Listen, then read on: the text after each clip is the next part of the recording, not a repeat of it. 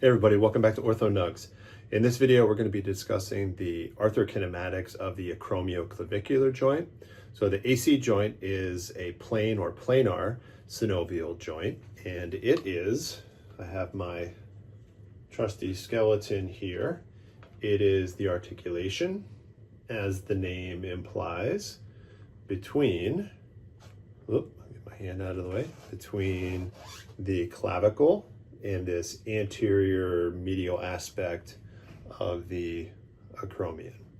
So I'm going to disarticulate my scapula and clavicle so we can take a closer look at the arthrokinematic. So the scapula is resting on the posterior aspect of the rib cage, and then we have our clavicle here. Medial clavicle would of course articulate with the manubrium on the sternum.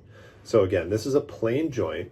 So let's start with a couple motions here. And again, our default is we describe motion distal segment on proximal. Not that you can't describe it in the opposite manner, but in our class, when we don't specifically describe what's moving on what, we are led by the assumption that it's distal on proximal. So let's say upward elevation of the scapula. So upward elevation, we know our scapulohumeral rhythm. The scapula should upwardly rotate as we elevate our humerus. So with upward rotation, we're going to have a superior glide of the acromion on the distal end of the clavicle.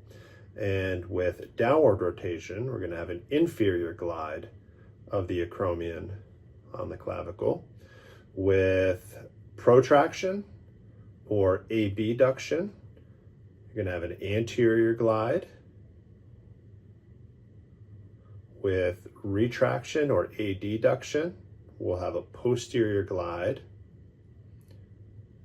And I saved the trickiest one for last: scapular elevation or superior translation and inferior translation or scapular depression.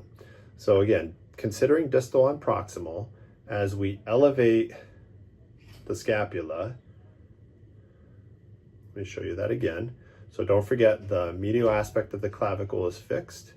As we elevate the clavicle, you're actually getting an inferior glide of the acromion on the clavicle.